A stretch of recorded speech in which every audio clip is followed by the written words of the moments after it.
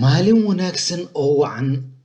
Halkani waa barta shidan oo aad uga barateen in aan idiin soo gudbinno muuqaalada kala duwan ee aan ka soo duubno hadba meesha aan booqanno. Fadlan haddii aad nagu cusub tahay soo dhawow oo ha naga bakhiilin subscribe-ta, like-ta iyo share-ka. Inta badan waxaan keennaa muuqaalada magaalada Muqdisho, hase yeeshee kuma ekin magaalada Muqdisho keliya. Dhowaan waxaan wadnaa qorshayaal sidii aan u gaari lahayn meelo kale oo fara badan. Cagteenna iyo kaamaradeennuba waxay tegi doonaan dhammaan dhulka Soomaalida ee Geeska Afrika. Weli waxaan dhex mushaaxaynaa magaalada Muqdisho. Maanta socodkeennu wuxuu ka soo bilowmay Afisona, xaruntii ciidanka cirka. Waxaan sii mari doonaa xaruntii tababarka booliiska ee Scola Polizia, taasoo hadda loo yaqaano dugsiga tababarka booliiska ee General Kahiye. Dekedda weyn ee Xamar,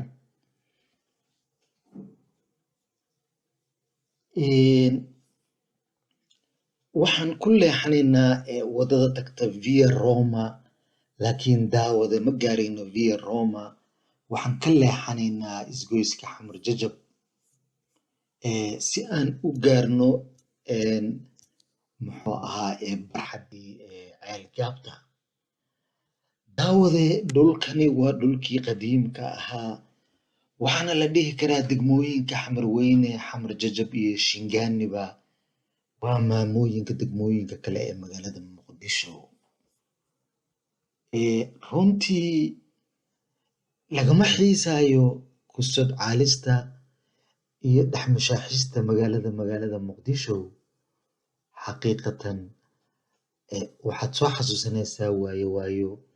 Inkastoo ay isbedeshay magaaladu, haddana waxaa dib u soo laabanaya bilicdii iyo quruxdii magaalada.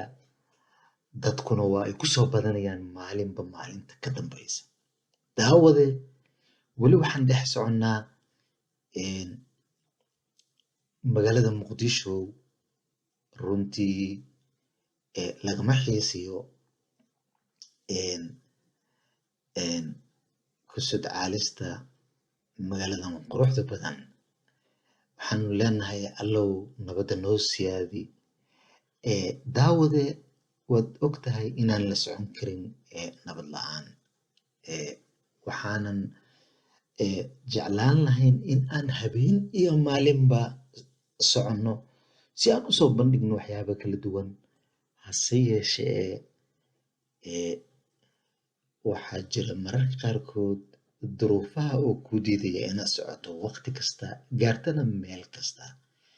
Daawade waxaan idinka qabtiri doonaa in aan idiin soo gudbinno muuqaalo fara badan oo ku saabsan magaalada Muqdisho xaafadeeda kala duwan. Waxaanan tegi doonaa sidaan horey idinkugu ballan qaadnay magaalooyinka kale ee dalka Soomaaliya.